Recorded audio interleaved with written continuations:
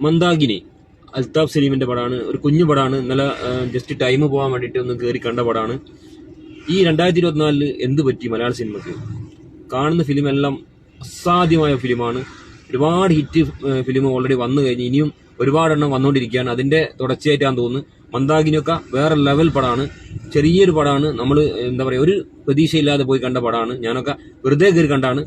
ഒന്നും പറയാനല്ല, ധൈര്യമായി ടിക്കറ്റ് എടുക്കാം. തുടക്കം മുതൽ അവസാനം വരെ അസാധ്യ കോമഡിയാണ്. അതിൽ എടുത്തു പറയേണ്ടത് ഒരു വിനോദ് തട്ടിൽ എന്ന് പറഞ്ഞാൽ ഗുണ്ടയെടുക്കാൻ അഭിനയിക്കുന്ന പുള്ളി തുടക്കം മുതൽ അവസാനം വരെ ഉണ്ട്. പുള്ളിയെല്ലാം ഒരു രക്ഷയില്ലാത്ത അഭിനയമാണ്. അതേപോലെ നമ്മുടെ കുട്ടി അഖിലുണ്ട്, ഗണപതി ഉണ്ട്. ഗണപതി എല്ലാം വേറെ ലെവലാണ് അഭിനയം. അപ്പൊ എല്ലാവരും വരിക, സ്കോർ ചെയ്ത് പോവുക. ഇതാണ് ഓരോ പിന്നെ അൽത്താഫിന്റെ അമ്മയായിട്ട് അഭിനയിച്ച ആ ലേഡിയുടെ പേര് എനിക്കറിയില്ല. അവരൊക്കെ വേറെ ലെവൽ പെർഫോമൻസ് ആണ്. ധൈര്യമായി ടിക്കറ്റ് എടുക്കാം. സൂപ്പർ ഫിലിമാണ്. ഓക്കെ.